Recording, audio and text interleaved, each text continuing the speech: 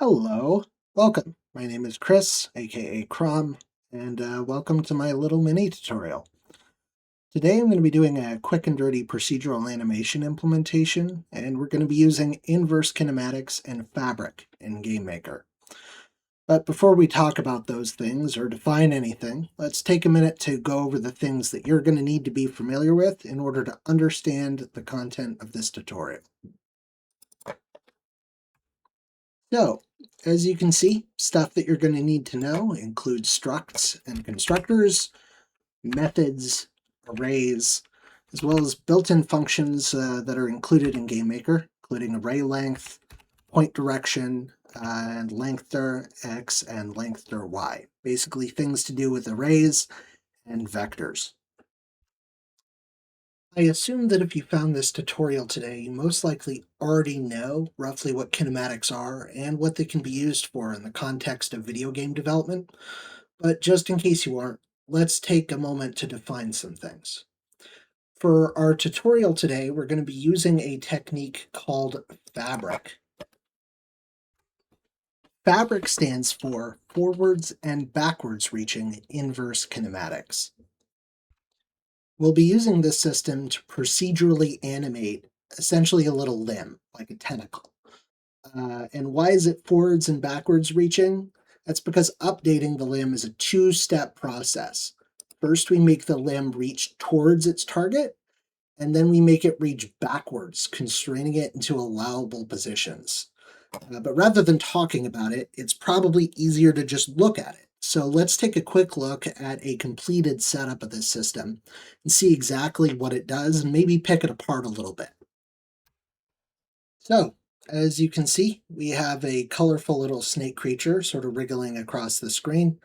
We also have this sort of stubby black and white tentacle arm that reaches towards the mouse cursor.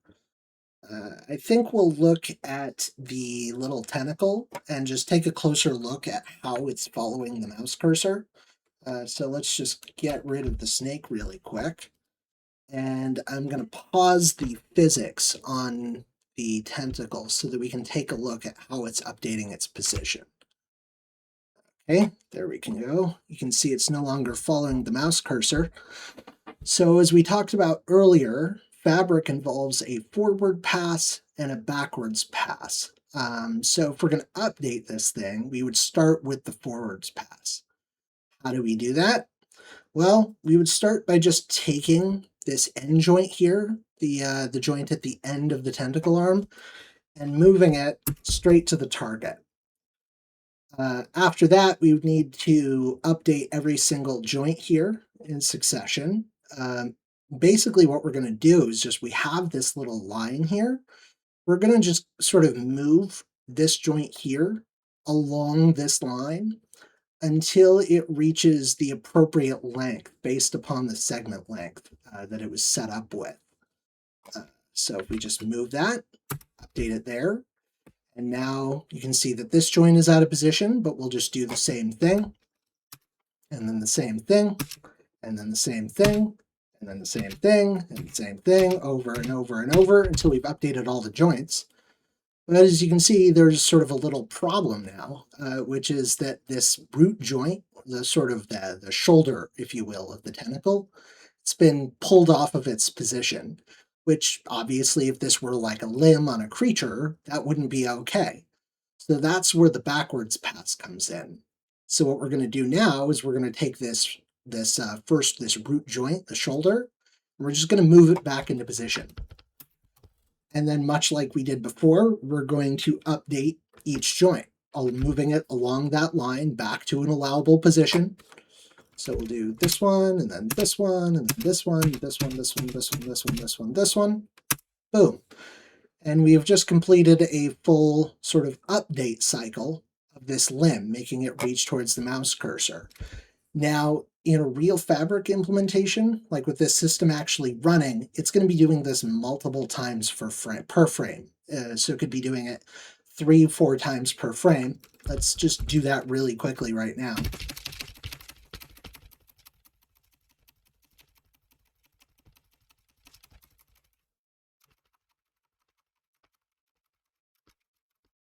And as you can see with each sort of cycle that it runs through, the limb gets moved into sort of a more natural position until it sort of reaches a point where it's like real close to the target, and everything seems to be pretty solid. It's not moving the joints all that much anymore when it runs the update cycle.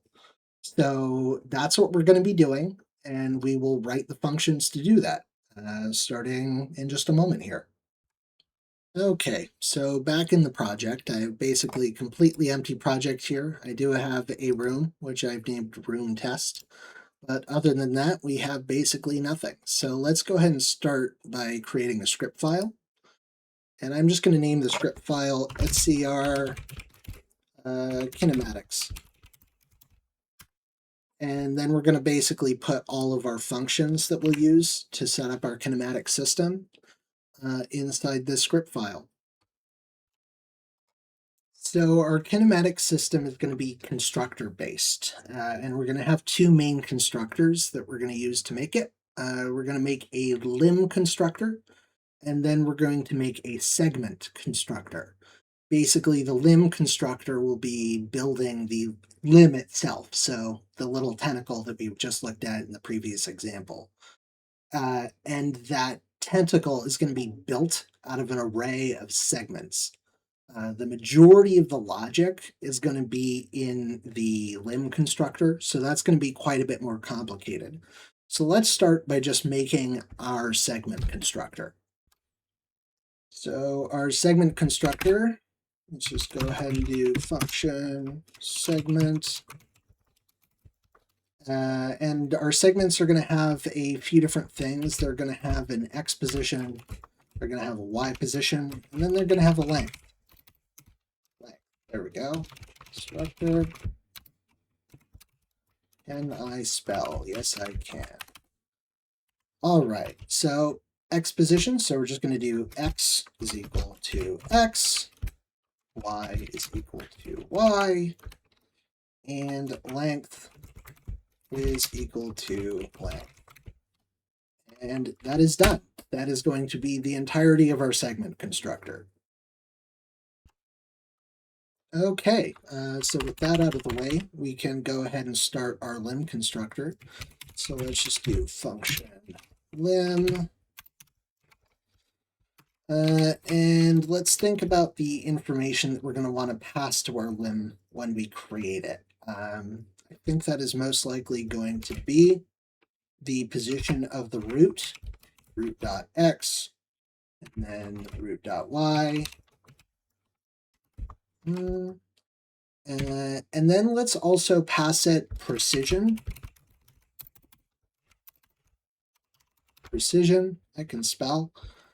And that will be how many times per update cycle it's going to loop over all of the joints when updating the arm. And lastly, as you could see in the example before, we had the tentacle, which was rooted to a position, and we also had the snake, which wasn't. So let's set up something so that we can flag whether or not the root is anchored at all. So we'll just add another argument here. We'll call it root anchored. And then we'll default that to true. Constructor. Okay, so yeah, we're creating a limb struct. It's going to have an X position for the root, a Y position for the root, a precision level, and whether or not it's anchored. That's the information we'll be passing to it like immediately when it's constructed. It's going to have a lot more information than that, but we'll go ahead and add that in a second. Okay, so let's go ahead and set up some variables here in the struct to hold those values.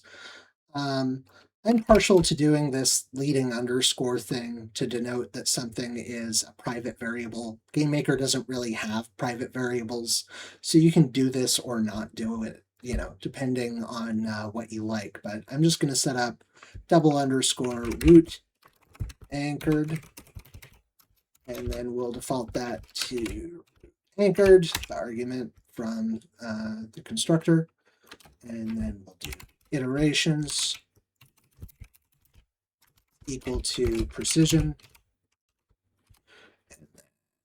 We're going to need an array to hold all of our segments that we're going to be building using the segment constructor. So let's just add segments. And that's just going to be an empty array. But one sort of thing is that, you know, if you have that tentacle and that tentacle has 8 joints, it's only going to actually have 7 segments, right? Because you've got like the one at the root, got the one joint that's at the target. And if you draw a line between each of those, there's only going to be 7 lines if there's like 8 joints. So our root isn't really even going to be a segment, but we do need to update its position. So let's just go ahead and create the root manually. So what I'll do is do segments 0 is equal to, and it's going to be a struct, just like our other joints. I'm just going to set the length to 0 because it doesn't really have a length, right? Until you have a second joint, you know, what use is there in a length? There's no 2 joints to draw a line between. So we'll just do x is equal to root dot x, and then we'll do y is equal to root y, and then we'll do length is 0. Now, I mean, technically it doesn't really need a length, because if we sort of set up everything right, we wouldn't ever really check the root joint's length, because it's not a real segment. But I'm going to give it a length of 0 just as a safety, so that if we were to check it on accident somehow, the system wouldn't crash. So you can include that or not include it. As long as you write all the code properly, it shouldn't cause an issue either way. But I'm just going to throw it in there as a safety. So there it is.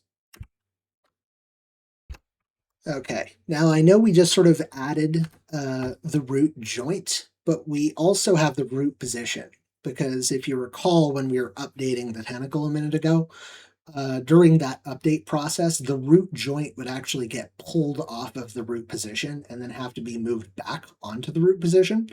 So we're going to have a separate private variable here.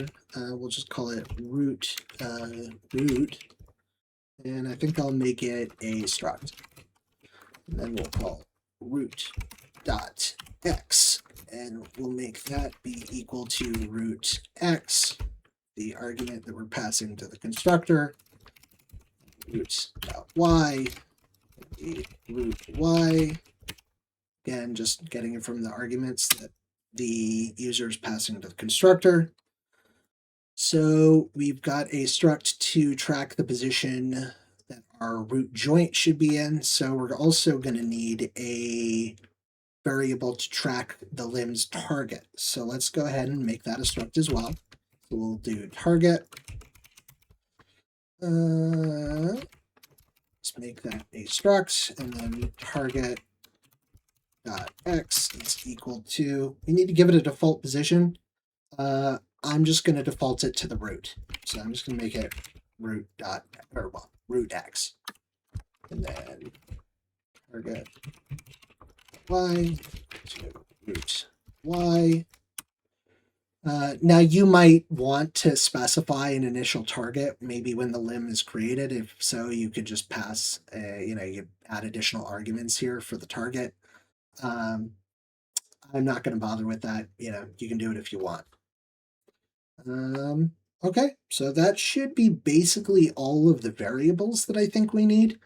Next, we're going to be writing basically a whole bunch of different methods for how to update the position of this thing. So we'll do that in just a moment. Actually, before we go ahead and write the code for updating its position, I think we should go ahead and add a method for adding additional segments to this limb. because if we write the code to move it but don't actually have the ability to add segments to the limb, then we won't be able to see anything. So let's go ahead and add a static method. So static add segment. We're going to make that a method. And when we add a segment, I'm going to have it so that you specify the length of that segment.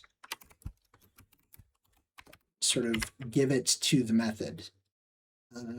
So let's go ahead. I think what we're going to do is when we add a segment to this limb, I'm just going to make it sort of put the joint for that segment somewhere between the current end joint of the limb and the target. Now it's possible that if the end joint is like right at the target already, that it might do some silly movement when that joint gets added. And if you wanted to, you can make it so that your add segment method, that you pass an initial position for this joint to the add segment method. I'm not going to do that. You are welcome to. But first, I'm just going to make it identify the current end joint. So the current end joint is going to be, and we'll just do var end joint. And let's do end segment. That's probably clearer. It's equal, end joint. I like end joint. Equal to segments. And then that's going to be the array length of segments -1, because arrays start at 0. So that is going to be our end joint struct. So what we will do is say that the new joint direction var new joint dir is equal to the point direction between end joint dot x. So that's the x coordinate of our current end joint, the y coordinate of our current end joint, and then the target x and the target y. Yep, so that should give us a vector pointing from the current end joint towards the current limb target. And then what we're going to do is get a y position and an x position. So we'll say new joint y, or so let's start with x, is equal to length dir x. And that is going to be length. And then the new joint direction, or new joint y, it's going to be length dir y, length, the new joint direction.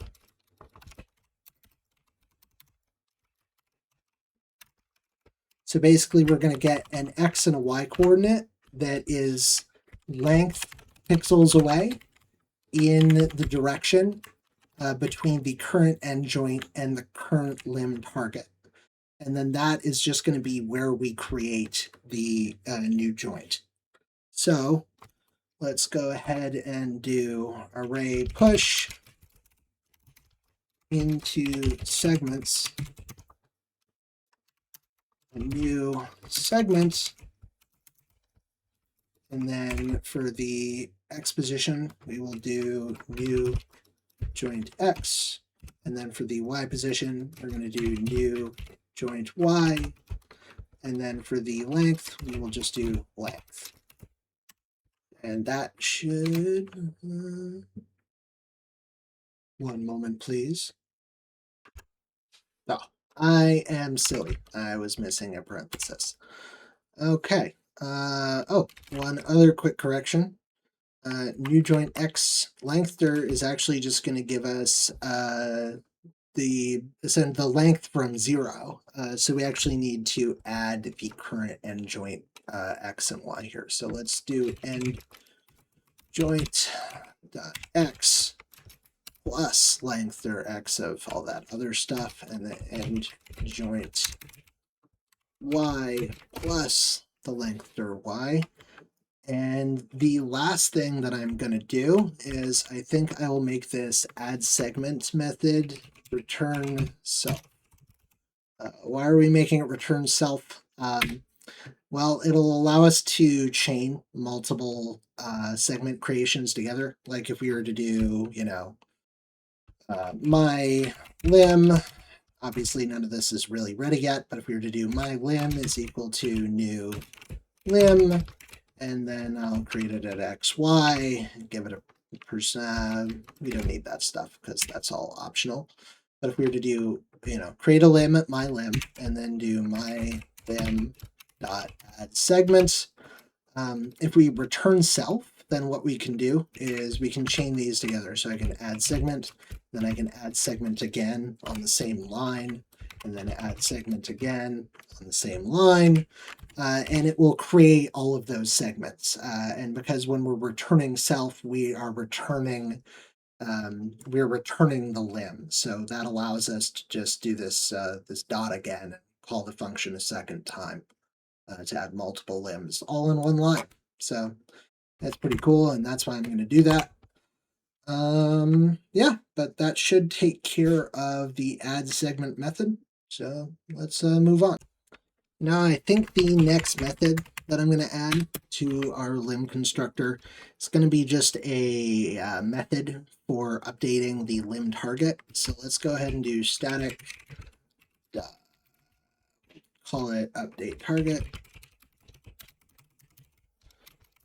function, and for that function we're going to pass it an x coordinate and a y coordinate representing the current, the new limb target.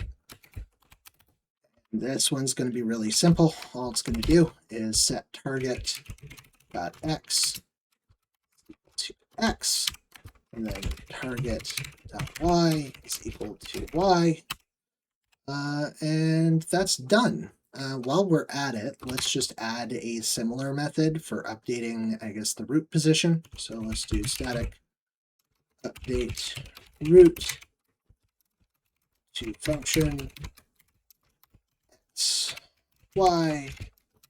After all, if you're making a tentacle arm and that tentacle arm is attached to some sort of, octopus or squid creature, you're going to maybe want to have that guy move at some point. So you'll need to update the root position to be sort of like wherever his shoulder is. So we'll just go ahead and add root x is equal to x, root dot y is equal to y, and that should do it for updating the target and for updating the root. And really quickly, let's also give this thing a draw method. It would be nice if while we're testing, we were able to draw this thing to the screen, even though it's not fully functional yet. We don't have any systems for like updating its position.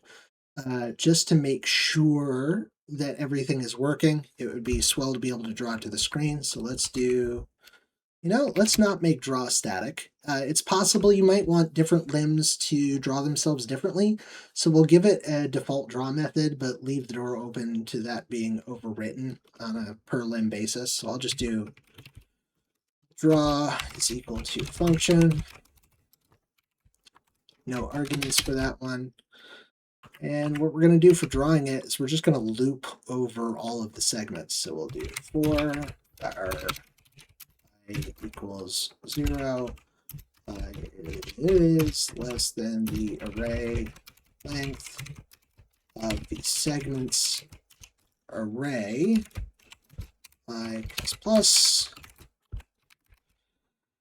And what we're going to do is do var segment equal to the current index of the segments array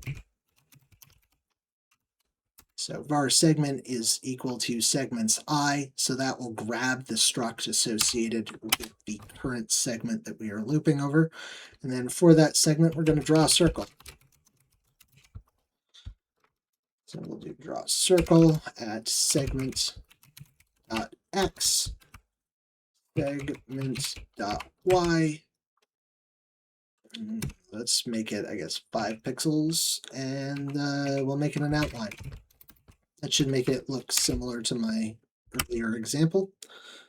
And then what we're going to do is, if this isn't the root joint, like that means that there's a previous segment that we've already looped over. We're going to draw a line to that previous segment. So we're going to say if I is greater than 0, then we're going to get the last segment. So we'll do var last equal to segments I minus 1.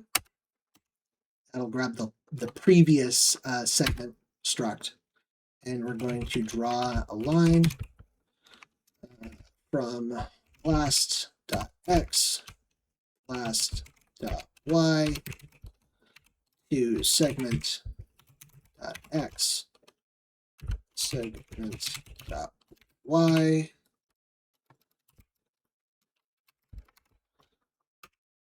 Yeah, so that should basically do it. So we're just going to, loop over all of the joints in the segments array. And then for each segment, we're going to draw a circle at the joint position. And then if this isn't the root segment, so there's 2 joints to actually draw a line between, then we'll grab, the current segment and then the last segment, and then we'll draw a line between the position of those 2 joints. Okay, that should probably do it, but we'll test it out in just a minute, make sure I didn't miss anything. So I think what we'll do now is create a little test object. So I'm just going to go here, go create an object, call it obj test. And I think what we're going to do is give it a create event, and then we'll call it tentacle equal to new limb. And then we're going to give it a root position of room width divided by 2, room height divided by 2. Just put the root of the limb directly in the center of the room. And then we'll leave it with the default precision, and it will be anchored. And then I'm also going to, just for testing, give this thing, I guess, a key pressed event. Let's do, I guess, spacebar. Screw it. Let's just do step event. And I'll do if keyboard check pressed VK space. If the player presses space, then with tentacle add segment. Let's also do, we'll just do this for now. Tentacle.add segment, and we'll make it 10 pixels long. Each time the player presses space, we'll add a new segment to the tentacle, a 10 pixel long one. So let's give that a quick try here. Oh, but first, let's make it actually draw itself. So we'll add a draw event, and then say tentacle.draw.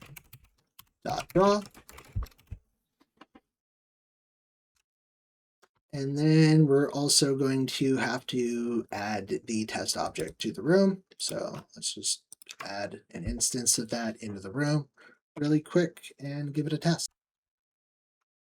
Okay, so as you can see, it is drawing a circle at the root position. That means that our tentacle does exist, and it is drawing itself. If I hit spacebar, it adds a new segment, but it is not, we're not updating our target position. So let's add that really quickly. So going back to our test object over here, we need to update the target position. So before we check for this, I'm just going to go tentacle update target, and then we will do it to mouse x dot mouse y. Okay, make sure I spelled that correctly. Oh, update root, update target. Yep, looks right. Now let's give it a test.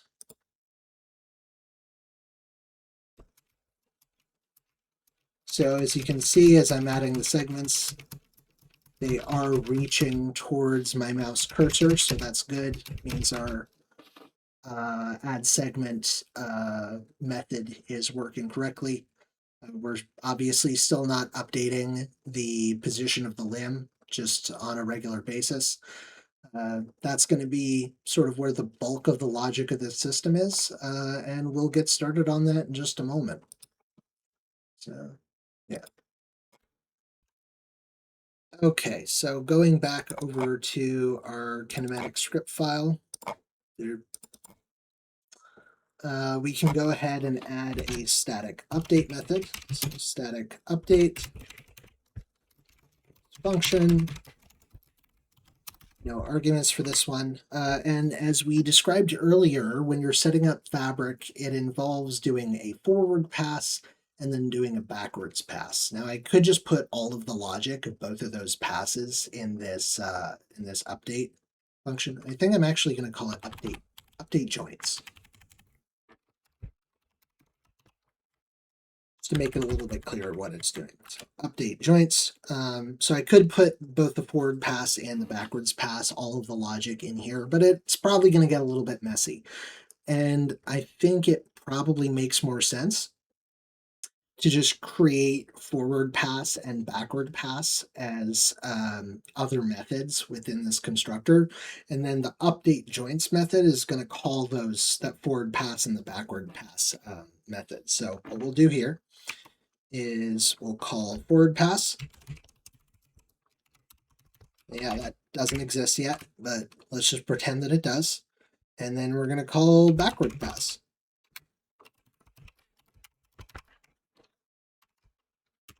Okay. And remember, we set up that precision level to determine the number of iterations that we're going to do on this thing's update cycle, like the number of times we're going to loop over all the joints. So what we'll do is just do repeat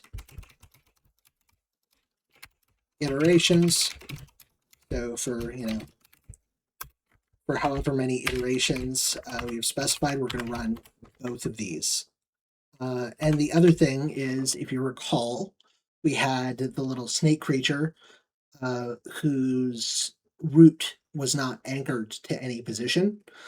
So if you think about it, the only thing we need to do to make it not be anchored is not do the backward pass. So if the root is unanchored, so we're going to say if root anchored,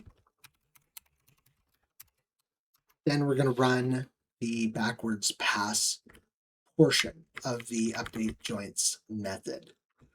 And we will go ahead in a moment and write this forward pass method and write this backwards pass method. Okay, so let's go ahead and go here. And I'm going to create the forwards pass method first. So we'll just do static forward pass. It's a function.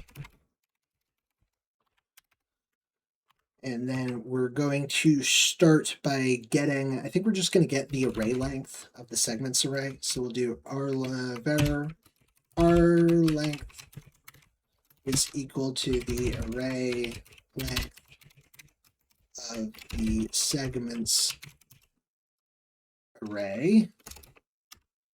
And if you think about it, if our array length of the segments array is 0, well, rather if it's 1 or less, that means that we only have the root joint. So we really don't have any segments to iterate over. if we only have one joint. So let's do if our length is greater than 1, because if it's greater than 1, that means we have more than one joint, and can actually, there's something for us to do with all this. So let's do var. We'll start by getting the end joint and just moving it straight to the target. So we'll do var end joint. It's equal to segments, and our length -1, because arrays start at 0.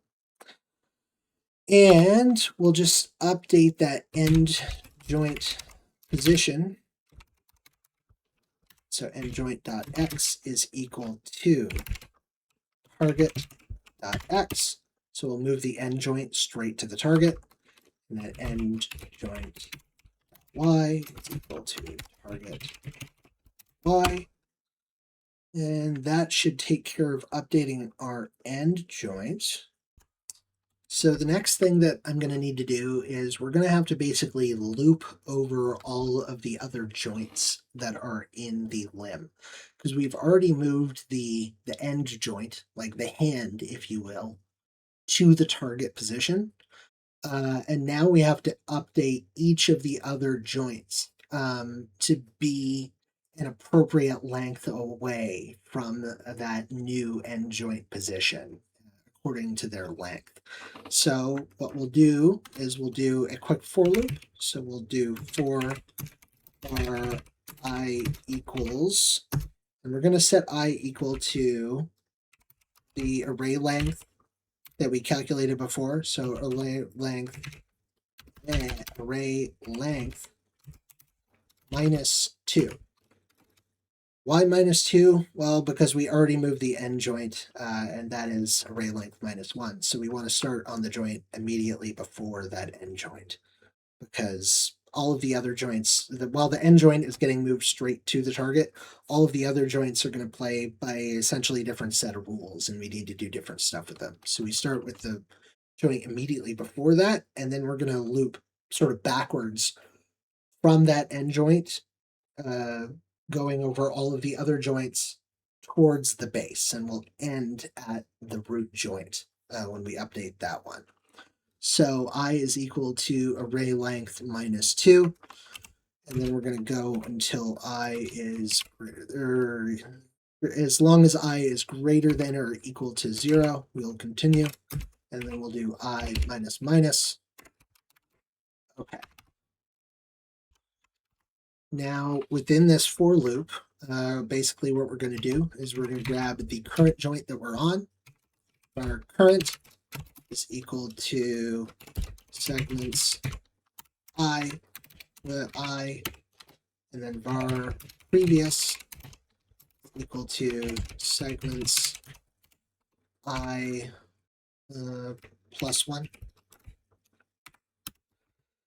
So we're going to start at the second to last joint because we already moved that end joint to the target position because it plays by its own set of rules. Now we're on the second to last joint. So the previous joint, the one that's already been moved, is going to be the end joint, so that's I +1. So here we've got the second to last joint, and then we've got the end joint, current and previous, and the one that we're on currently is the second to last joint. And we're going to need to get a direction between those two joints. So let's do var point direction is equal to, var point direction, Jesus. Var direction, we'll just do var is equal to point direction. And I think I'm going to get it from the previous joint. So that would be the end joint. Previous.x, previous.y, towards the current joint, current.x, current.y. Okay, so now that we have some positions and we have a direction, we can use lengthdir to get the new position. So let's go ahead and do var x, and that'll be the new, let's call it new x. We'll call var new x equal to previous dot x plus length x, length x previous dot length, and the direction that we just calculated. And we're going to do the exact same thing with the y coordinate. Var new y is equal to previous dot y plus var y previous length in the direction that we calculated. And then we're going to take the current joint and we're just going to update its x position to be the new x and its y position to be the new y. And that should, I'm pretty sure, be good.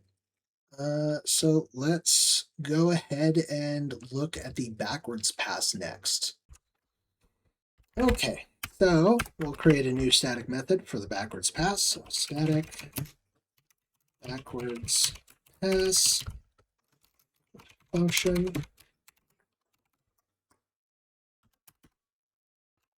And this backwards pass method is going to be doing something, well, I mean, it's going to be very similar to our forward pass method.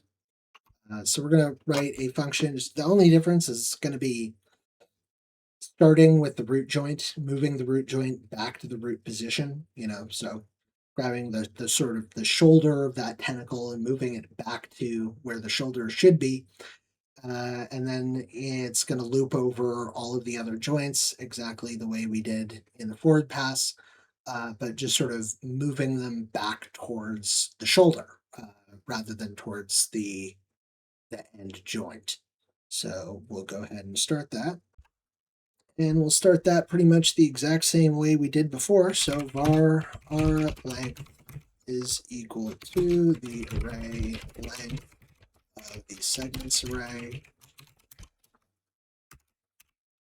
And then if there's only one, unless there are multiple joints, there's no reason for us to do anything else. So we'll do if r length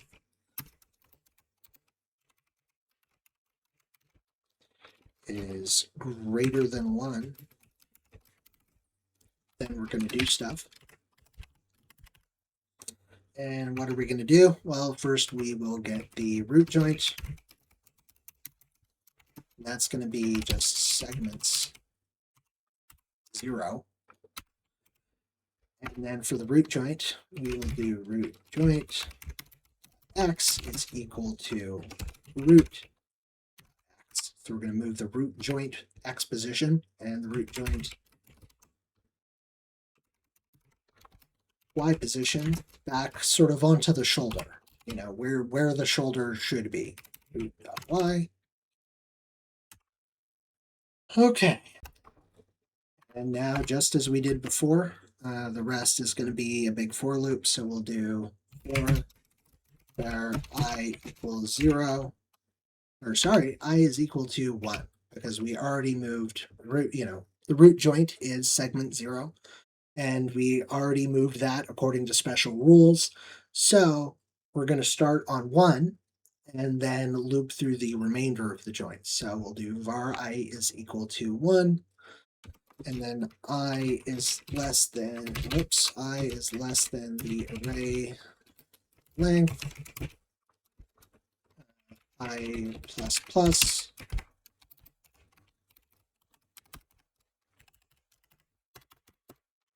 Okay. And just as we did before, we're going to get the current is equal to segments r current is equal to segments I, and then var previous is equal to segments. And this time, because we're looping forwards, starting from the shoulder and then looping towards the end joint, it's going to be I minus 1. And then we're going to do var dir is equal to point direction from previous dot x previous y towards current dot x current dot y,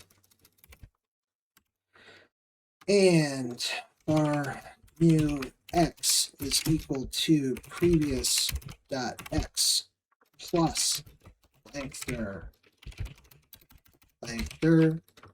x, and then we'll do current dot length. So remember, we're starting on the segment immediately after the shoulder. The shoulder doesn't have a length, or rather it has a length of 0 if you followed what I did. So we don't want to use that joint's length. We want the current one, because that one will actually have a length representing the length it is supposed to be. So current dot length, and then dir, and then var new y is equal to previous dot y plus lengther y current dot length, and dir. And then we will update the current joint's position. So current dot x is equal to new x. Current dot y is equal to y. And I believe that should do it. So yeah, I will go ahead and save this really quick, and we can do a quick test. Before we test, I have to correct one little mistake I made here, which is that in the update joints method, I called backward pass. But when I set up the static method, I called it backwards pass. So just to keep it consistent, I'm going to call it static backward pass. Okay, so that is corrected. So with that corrected, let's go ahead and go over to the test object. And then in the step event of our test object, we're going to have it update the joint position of our tentacle. So tentacle update joints. Okay, and that should tell it to do that update cycle multiple times per frame, and we'll test it out. Okay, so let's do a test run here. And we've got our joint. I can press space bar to add some extra joints on there. And it is curving rather weirdly and jittering when I go over here, which means I probably made a mistake. So let's go back real quick and look at our update method.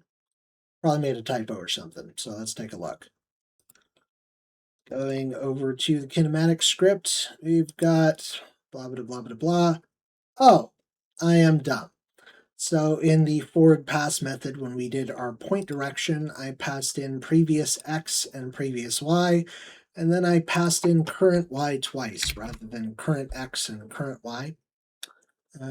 So with that corrected, we should be in much better shape. So let's run that again. Test run, joints. Okay, that's looking more normal. So it's curving towards the mouse. It's not jittering or doing anything extremely strange. It is sort of, all of our joints are very short. So I'm going to probably go back into the test object and give it joints a slightly longer length just to test things out a bit. So I'm going to get rid of this code to add a joint when we hit spacebar. And in the create event, I'm just going to do this. I'll do var init length is equal to, I don't know, 60. And then we will repeat this 8 times. We will add tentacle, add segments, init length, and then init length times equals 0.95. So we're going to add 8 different tentacle segments, and then that length, it's going to have an initial length of 60, and it's going to get 5% shorter each time we add a new segment. So it should give us a slightly longer tentacle with different sort of joint lengths between. Yeah, that is a tentacle, all right. That is looking okay. All right. So yeah, that's behaving basically how we want it. Now we can also go into the create event here where we're creating the tentacle. And you know what? When I was setting up this precision level thing, in retrospect, I probably should have put this root anchored argument before precision, because I think it's more likely that you would want to create an unanchored limb than you would a limb with a custom precision level. And if you want to specify that the root is not anchored, you'd have to manually type in a precision level. I mean, unless you want to be sloppy. So let me go back over here to our limb constructor, and I'm just going to rearrange these arguments here. Should be fine because we're only calling it in the one place, so not a lot to fix. So we'll do that, add precision after root anchored. Then go back to our test object where we're creating the limb. I'm just going to make our little tentacle be not anchored. And now if we run, you can see that the tentacle sort of swims around like a fishy snake, which is basically what we wanted. So that is looking good. So yeah, I guess that about covers it. So what could you do with this? Well, right now you can sort of render a very rudimentary tentacle on the screen made out of little circles and little lines. If you wanted to, you could go back in and customize the draw method or add additional arguments on the limb constructor. Maybe you can modify the add segment constructor to allow you to like create an object instance representing that particular sort of tentacle segment, and then you could anchor it to the joint's position in the update cycle. There's a lot you could do with this, but it is a decent starting point for doing some basic like octopus tentacle sort of procedural animation type stuff. So I hope you found it interesting, and I hope everything worked for you. Yeah, have a good one.